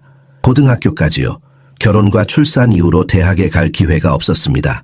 정희의 표정이 미묘하게 변했다. 이해해요. 하지만 민재는 김가의 후계자예요. 그에게는 최고의 교육이 필요합니다. 영어, 수학, 음악, 스포츠까지 모든 분야에서 뛰어난 능력을 갖추도록 해야 해요. 소윤은 가슴이 무거워졌다. 그녀는 민재에게 사랑과 안정감을 줄 수 있었지만 정희가 말하는 최고의 교육을 제공할 수 있을지는 의문이었다. 그녀는 자신의 한계를 인정해야 했다. 물론 민재가 자라면서 전문 교사들을 고용할 수 있을 거예요. 소윤이 조심스럽게 말했다. 정희는 잠시 민재를 바라보았다. 아이는 소윤의 품에서 평화롭게 잠들어 있었다. 민재가 당신과 정말 친밀해 보이네요.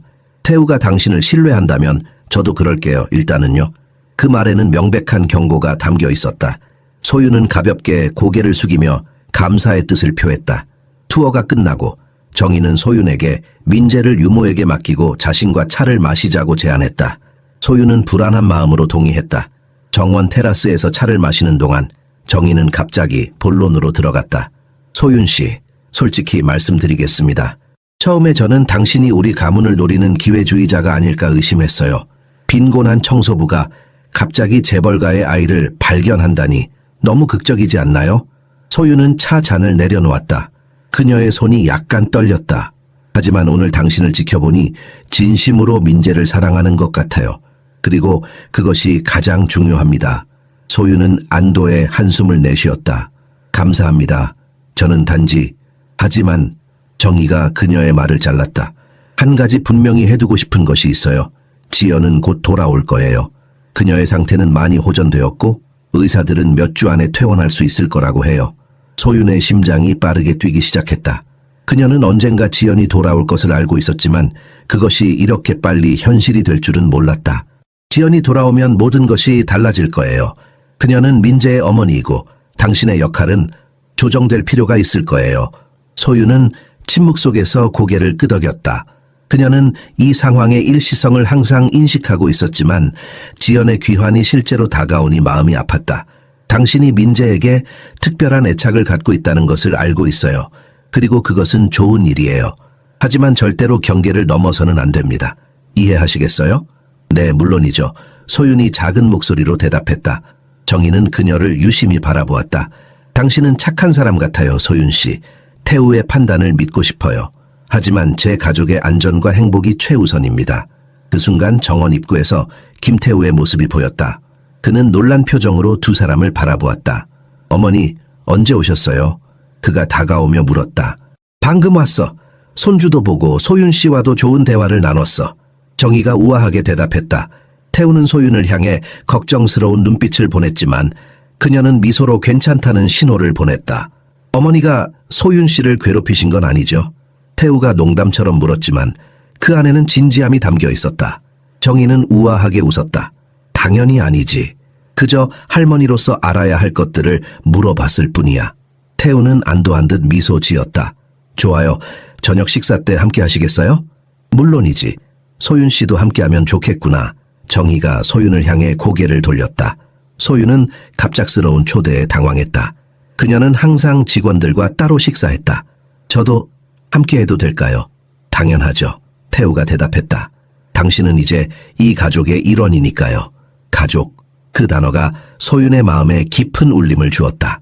그러나 동시에 그녀는 정희의 경고를 떠올렸다. 지연이 돌아오면 모든 것이 달라질 것이다. 태우, 정희, 그리고 소윤이 함께하는 저녁 식사는 소윤에게 전혀 새로운 경험이었다.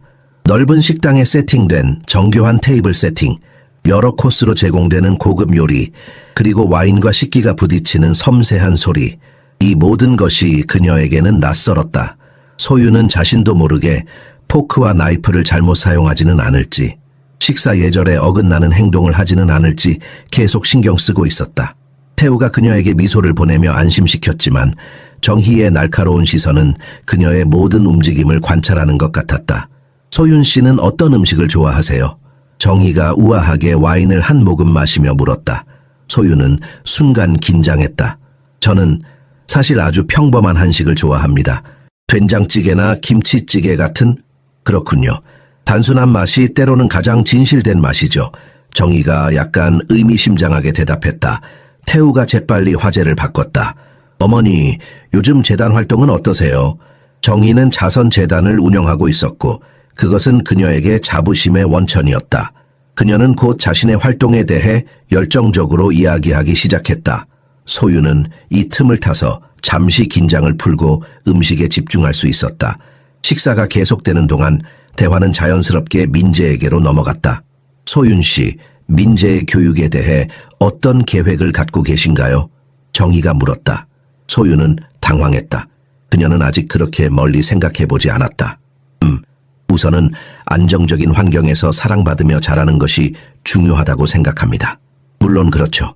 정희가 대답했다. 하지만 김가의 아이로서 그의 교육은 일찍부터 체계적으로 이루어져야 해요.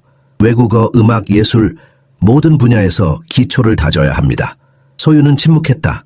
그녀는 자신의 아이들에게 그런 특권적인 교육을 제공할 수 없었다. 그저 열심히 공부하라고, 자신의 꿈을 포기하지 말라고 응원할 수 있었을 뿐이다. 어머니, 민재는 아직 아기예요. 태우가 부드럽게 말했다. 그런 얘기는 조금 이른 것 같아요. 절대 이르지 않아. 정희가 단호하게 말했다. 아이의 뇌는 3세 이전에 가장 많이 발달해. 이 시기를 놓치면 안 돼. 소윤은 민재가 과연 그런 엄격한 교육 환경에서 행복할 수 있을지 의문이 들었다. 그녀는 아이들이 놀면서 배우고 실패를 통해 성장하고 무엇보다 사랑 속에서 자신감을 키워가는 것이 중요하다고 믿었다. 제 생각에는 소윤이 조심스럽게 입을 열었다. 아이가 자신의 관심사와 재능을 발견할 수 있는 자유도 중요하다고 생각합니다. 정희의 눈썹이 살짝 올라갔다. 자유요? 물론 중요하죠. 하지만 방향 없는 자유는 혼란만 가져와요. 아이에게는 분명한 방향과 기대가 필요합니다. 태우는 소윤과 어머니 사이의 긴장을 감지하고 다시 한번 화제를 전환했다. 민재가 지금 굉장히 잘 지내고 있어요. 소윤 씨 덕분에 안정을 찾았죠. 정희는 고개를 끄덕였다. 그건 인정해요. 소윤 씨의 모성애는 분명 아이에게 좋은 영향을 미치고 있어요.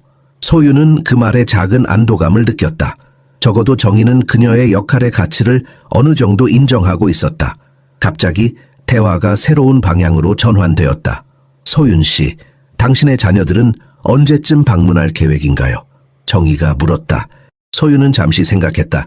큰아들은 부산에서 일하고 있어서 쉽지 않지만 서울에 있는 막내딸 수연이는 이번 주말에 올 예정입니다. 그렇군요.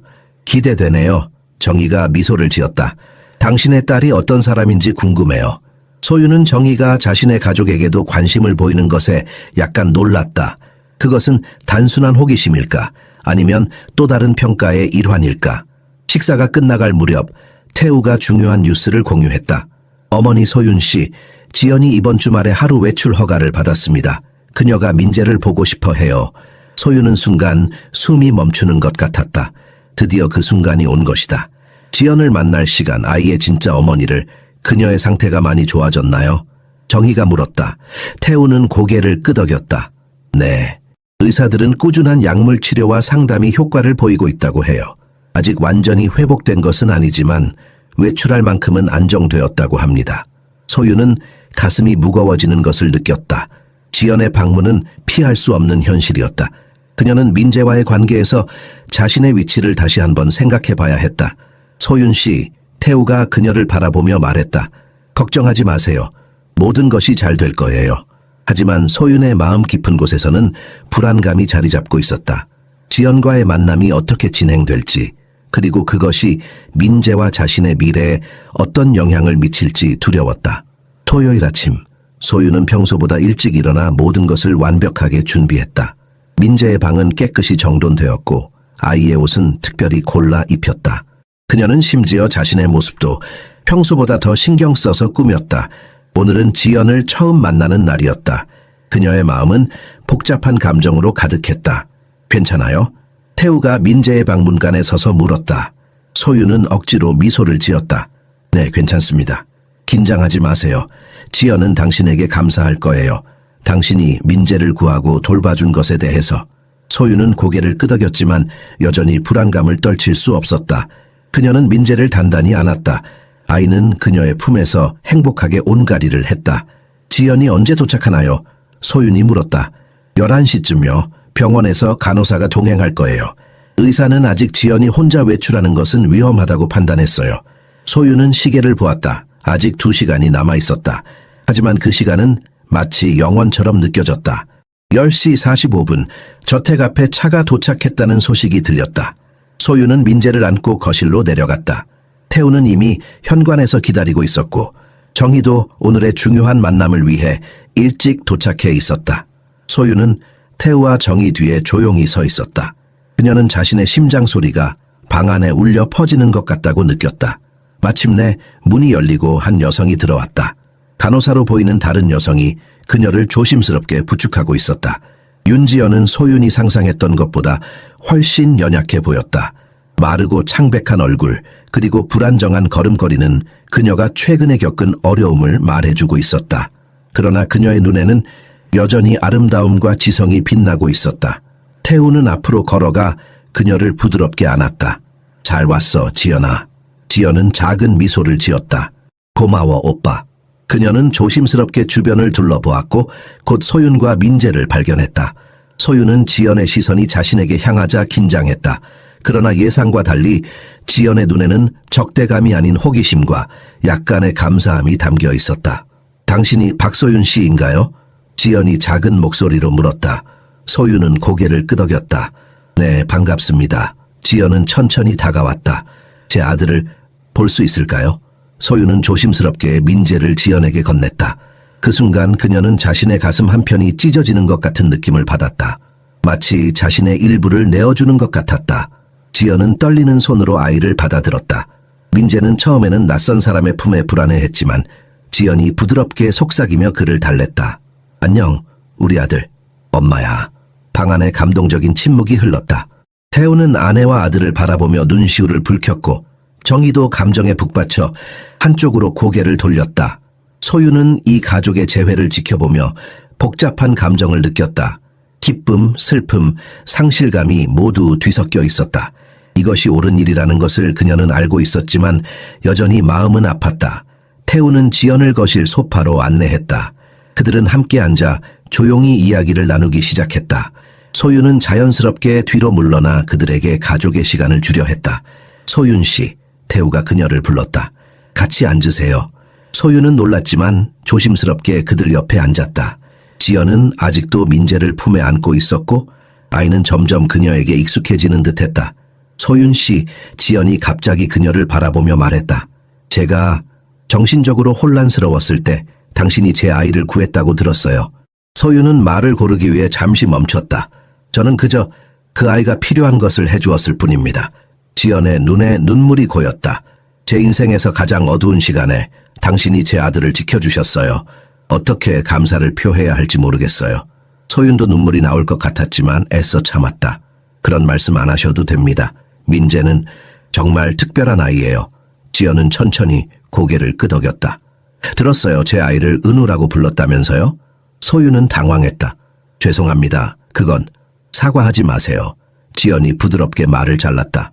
당신은 그에게 이름을 주고 가정을 주고 사랑을 주었어요. 제가 할 수 없었던 것들을요. 태우가 지연의 어깨를 감싸 안았다. 지연아, 너무 자책하지 마.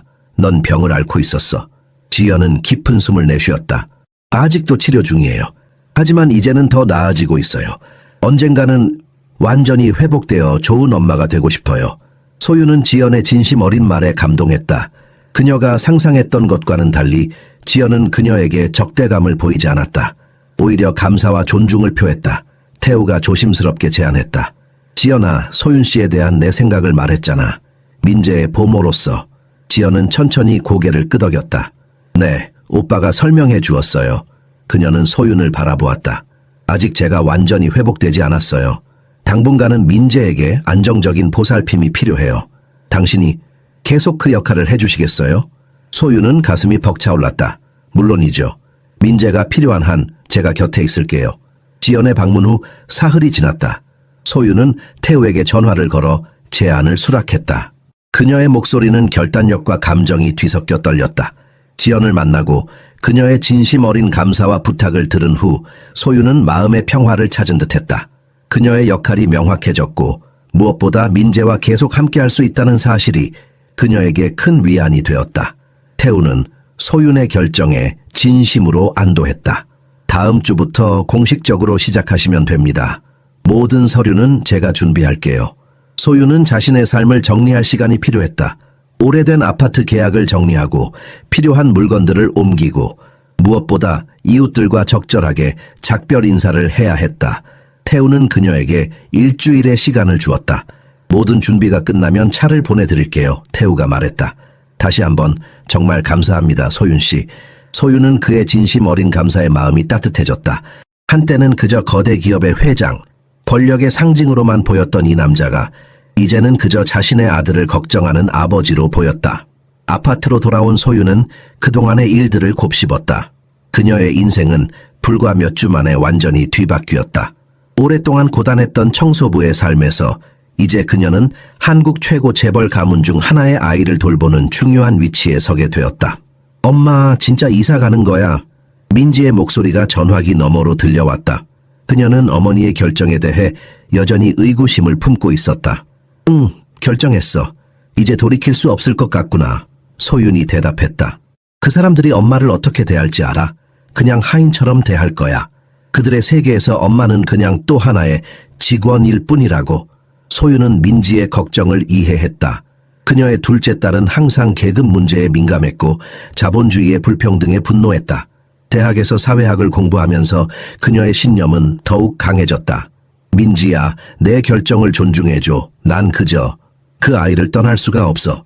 네가 이해하기 어려울 수도 있지만 엄마에겐 이게 옳은 결정이야.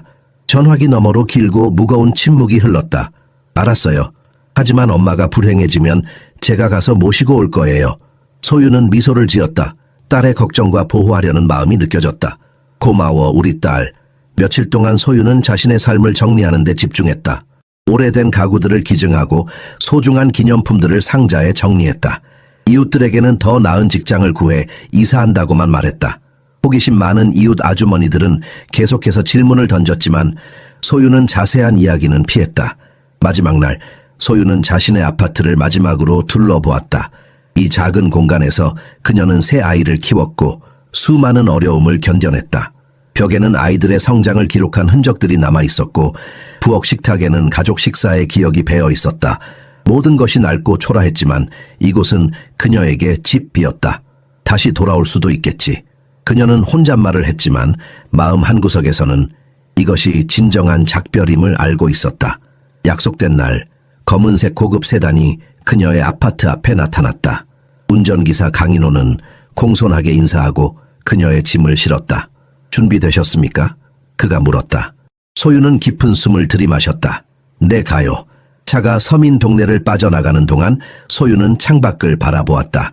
그녀가 알던 세계는 점점 뒤로 물러가고 있었고 새로운 세계가 그녀를 기다리고 있었다. 가슴 한편에는 두려움이 있었지만 다른 한편에는 민재를 다시 만날 기대감이 있었다. 한남동의 거대한 저택이 시야에 들어왔을 때 소윤의 가슴은 마치 첫사랑을 만나러 가는 소녀처럼 뛰기 시작했다. 과연 그녀는 이 새로운 세계에서 자신의 자리를 찾을 수 있을까? 민재의 보모로서, 그리고 언젠가는 지연이 완전히 회복된 후에도 그녀는 이 가족의 일부로 남을 수 있을까? 차가 서서히 저택 앞에 멈추고 정문이 열렸다. 태우가 민재를 안고 그녀를 기다리고 있었다. 아이의 얼굴이 그녀를 보자 환하게 빛났다. 그 순간 소윤은 자신의 모든 불안과 의심이 사라지는 것을 느꼈다. 그녀는 집에 돌아온 것이다. 김태우의 저택은 소윤의 모든 상상을 뛰어넘는 규모였다. 자포판 최고급 주택가에 자리한 이 저택은 거의 한 블록 전체를 차지할 정도로 넓었다. 완벽하게 관리된 정원이 현대적인 건축미의 3층짜리 대저택을 둘러싸고 있었고 커다란 유리창을 통해 햇빛이 실내를 가득 채웠다. 리무진이 다가가자 전자 게이트가 그리고 대문이 자동으로 열렸다. 소윤은 차에서 내리며 숨이 막히는 듯한 느낌을 받았다. 이런 곳에서 살게 된다는 것이 아직도 꿈만 같았다. 드디어 오셨군요. 태우가 민재를 아는 채로 그녀를 맞이했다. 아이는 소윤을 보자마자 작은 팔을 뻗어 그녀에게 오려는 듯한 모습을 보였다. 소윤의 마음이 따뜻해졌다. 태우는 소윤을 집 안으로 안내했다. 현관에 들어서자 대리석 바닥이 반짝이며 그들을 맞이했고 높은 천장에는 우아한 샹들리에가 매달려 있었다. 벽에는 예술 작품들이 걸려 있었고 복도를 따라 걷자 다양한 공간들이 나타났다. 넓은 거실, 격식 있는 식당, 아늑한 가족실, 그리고 실내 수영장까지 모든 것이 완벽하게 디자인되어 있었다. 직원들을 소개해 드릴게요. 태우가 말했다. 부엌에서는 요리사 이미란이 그녀를 반갑게 맞이했다. 50대의 통통한 여성으로 따뜻한 미소를 지니고 있었다. 운전기사 강인호는 40대 중반의 진지한 표정을 가진 남성으로 공손하게 인사했다. 가정부장 조연숙은 60대의 우아한 여성으로 군대 같은 효율성으로 저택을 관리했다. 그 외에도 청소와 세탁을 담당하는 2명의 여성 직원이 있었다. 모두가 소윤에게 공손히 인사했지만 그들의 눈빛에는 호기심과 의구심이 섞여 있었다. 소윤은 그들이 자신에 대해 무슨 소문을 들었는지 어떻게 생각하고 있는지 궁금했다. 청소부가 갑자기 저택의 중요한 인물이 되었으니 의심스러운 시선을 받는 것은 당연했다. 소윤 씨의 방은 2층에 있어요. 민재의 방 바로 옆이에요. 태우가 설명했다. 소윤은 태우를 따라 넓은 계단을 올랐다. 2층 복도는 여러 개의 침실과 욕실로 이어져 있었다. 태우는 그녀를 위해 준비된 방의 문을 열었다. 소윤은 방 안을 보고 숨이 멎을 것 같았다. 방은 그녀의 옛 아파트 전체보다도 넓었다. 킹사이즈 침대에는 부드러운 침구가 깔려 있었고 커다란 옷장, 고급스러운 드레싱 테이블, 편안한 소파와 독서용 안락 의자까지 갖추고 있었다. 큰 창문에서는 아름다운 정원이 내려다 보였고 독립된 욕실은 마치 호텔의 스파처럼 고급스러웠다. 마음에 드세요? 태우가 물었다. 소윤은 말을 잇지 못했다. 이 모든 것이 자신만을 위한 것이라니 믿기지 않았다. 이 모든 것이 저를 위한 건가요? 그녀가 마침내 입을 열었다. 태우는 미소 지었다. 물론이죠. 민재의 보모로서 당신도 편안하게 지내셔야죠. 소윤은 침대 가장자리에 조심스럽게 앉았다. 부드러운 매트리스가 그녀의 무게에 살짝 가라앉았다. 그 감각이 너무나 낯설었다. 15년 넘게 딱딱한 매트리스에서 자던 그녀에게 이 침대는 마치 구름 위에 누운 것 같았다. 적응하는 데 시간이 걸릴 수 있어요. 태우가 이해하는 듯 말했다. 필요한 것이 있으면 언제든 말씀하세요. 소윤은 고개를 끄덕였다. 그녀는 이 호화로운 환경에 적응할 수 있을지 의문이었다. 짐을 풀고 쉬다가 저녁에 내려오세요. 오늘은 간단하게 가족 식사를 할 거예요. 태우가 말했다. 당신도 이제 가족이니까요. 가족. 그 단어가 소윤의 가슴을 따뜻하게 데웠다. 하지만 그녀는 여전히 자신이 이 세계에 완전히 소속될 수 있을지 확신할 수 없었다. 태우가 나간 후 소윤은 창가로 걸어가 정원을 내려다보았다. 넓게 펼쳐진 잔디밭, 아름답게 조경된 꽃과 나무들, 그리고 멀리 보이는 서울의 스카이라인까지 이 모든 것이 그녀의 새로운 현실이었다. 문득 그녀는 자신이 얼마나 멀리 왔는지 깨달았다. 강원도의 작은 마을에서 태어나 서울로 올라와 결혼하고 남편이 떠난 후 혼자 새 아이를 키우며 청소부로 일했던 그녀. 그리고 이제 그녀는 한국 최고 재벌 가문의 저택에 살게 되었다. 할 수 있을까? 소윤은 혼잣말을 했다. 그녀는 이 새로운 세계에서 살아남을 수 있을까? 이 화려함과 사치 속에서 그녀는 자신의 정체성을 유지할 수 있을까? 그녀의 생각은 민재에게로 향했다. 그 작은 생명을 위해서라면 그녀는 어떤 도전도 감수할 수 있을 것 같았다. 그녀는 깊은 숨을 들이마시고 새로운 삶을 시작할 준비를 했다. 저택에서의 첫 몇 주는 소윤에게 도전의 연속이었다. 이전처럼 새벽 5시에 일어나는 습관이 몸에 배어 있었지만 이제 그녀를 기다리는 것은 무거운 청소 도구가 아니라 민재의 밝은 미소였다. 그녀의 유일한 책임은 아이를 돌보는 것이었고 이것은 그녀에게 자연스러운 일이었다. 아이에게 먹이를 주고 기저귀를 갈아주고 함께 놀고 자장가를 불러주고 정원을 산책하는 일상이 그녀에게 깊은 만족감을 주었다. 그러나 저택의 다른 직원들과의 관계는 여전히 미묘했다. 특히 가정부장 조연숙은 소윤을 향한 의심의 눈초리를 거두지 않았다. 그녀는 종종 소윤이 민재를 돌보는 방식에 대해 조언을 던졌다. 도련님을 그렇게 안으면 버릇이 나빠져요. 어느 날 조연숙이 말했다. 소윤은 미소를 지으며 대답했다. 아이에게는 스킨십이 중요해요. 자신이 사랑받고 있다는 느낌을 줘야 안정감을 가질 수 있죠. 조연숙은 불만족스러운 표정으로 고개를 저었지만 더 말하지는 않았다. 소윤은 그녀의 경험과 직관을 신뢰했다.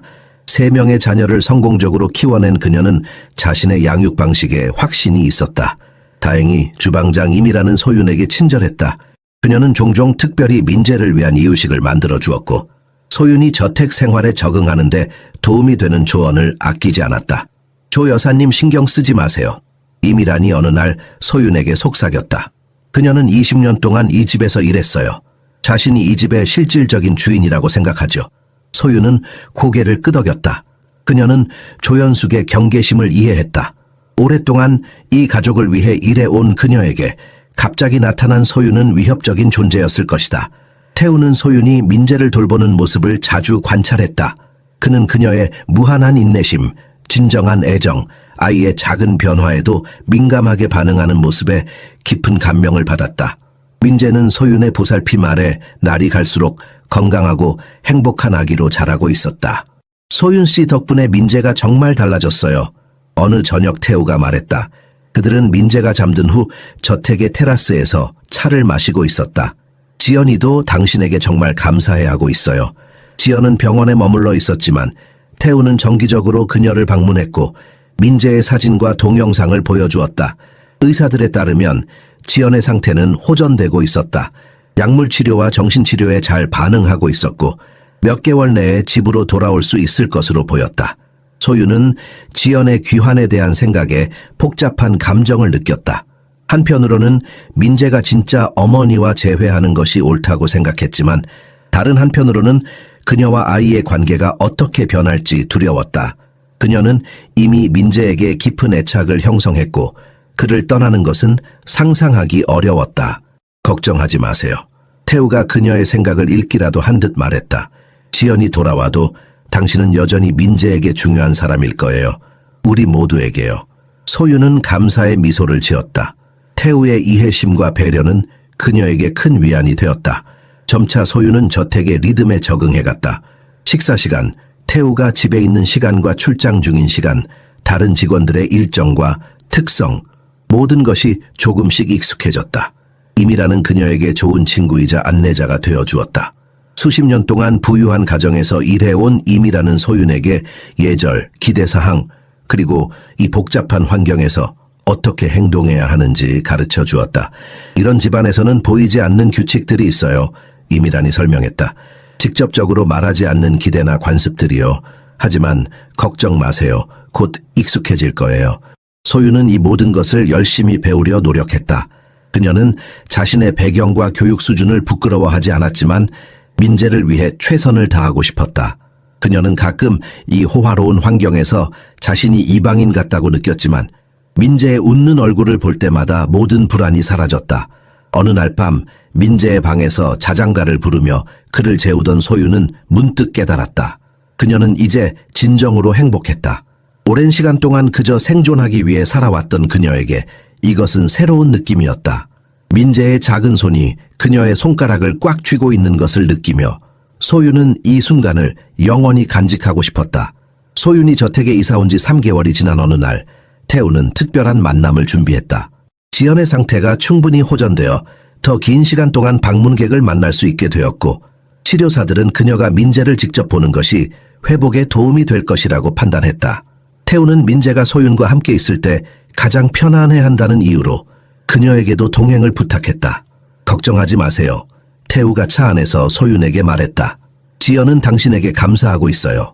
소유는 조용히 고개를 끄덕였지만 그녀의 마음은 복잡했다. 지연을 다시 만난다는 것은 그녀에게 여전히 부담스러운 일이었다. 무슨 말을 해야 할지, 어떻게 행동해야 할지 확신이 없었다. 만남은 병원의 치료 정원에서 이루어졌다. 3월의 따스한 햇살이 정원을 밝게 비추고 있었고 봄의 첫 꽃들이 피어나고 있었다. 지연은 벤치에 앉아 그들을 기다리고 있었다. 그녀는 여전히 연약해 보였지만 첫 만남 때보다는 훨씬 건강해 보였다. 그녀의 얼굴에 약간의 혈색이 돌았고 눈빛에는 생기가 돌아오고 있었다. 태우가 민재를 조심스럽게 지연의 품에 안겼다. 지연의 눈에서는 눈물이 흘러내렸다. 그녀는 아들을 부드럽게 품에 안고 그의 작은 얼굴에 키스했다. 민재는 처음에는 낯설어했지만 곧 지연의 따뜻한 품의 안정을 찾았다. 소유는 조금 떨어진 곳에서 이 감동적인 장면을 지켜보았다. 그녀의 마음은 기쁨과 슬픔, 그리고 미묘한 상실감이 뒤섞여 있었다. 민재가 진짜 어머니와 함께하는 모습을 보는 것은 옳은 일이었지만 동시에 그녀 자신의 역할이 줄어들 것이라는 사실에 가슴이 아팠다. 얼마 후 지연이 소윤을 향해 고개를 돌렸다. 소윤 씨, 가까이 와도 될까요? 소윤은 긴장한 채로 다가갔다. 지연은 자유로운 손을 뻗어 소윤의 손을 잡았다. 그녀의 손은 따뜻했지만 여전히 약간 떨리고 있었다. 제 아들을 구해주셔서 감사합니다. 지연이 진심을 담아 말했다. 제가 정신적으로 혼란스러웠을 때 당신이 그를 보호해 주셨어요. 평생 감사할 거예요. 소유는 눈물을 참으며 대답했다. 그런 말씀 마세요. 민재는 정말 특별한 아이예요. 그를 돌볼 수 있어서 제가 오히려 행복했습니다. 지연은 소윤의 손을 더 단단히 잡았다. 태우 오빠에게서 들었어요. 당신이 얼마나 민재를 사랑하고 잘 돌봐주시는지요. 제가 완전히 회복될 때까지 계속 그렇게 해주시겠어요? 소유는 놀라움을 감추지 못했다. 그녀는 지연이 자신에게 질투나 경쟁심을 느낄 것이라고 예상했었다. 하지만 그녀의 눈에는 오직 감사와 신뢰만이 보였다. 물론이죠? 소윤이 대답했다. 제가 할 수 있는 한 최선을 다해 돌볼게요. 지연은 미소를 지었다. 그것은 약하지만 진심 어린 미소였다. 언젠가 제가 집으로 돌아가면 우리가 함께 민재를 돌볼 수 있을 거예요. 서로 다른 방식으로요. 당신은 이미 그의 인생에서 중요한 사람이에요.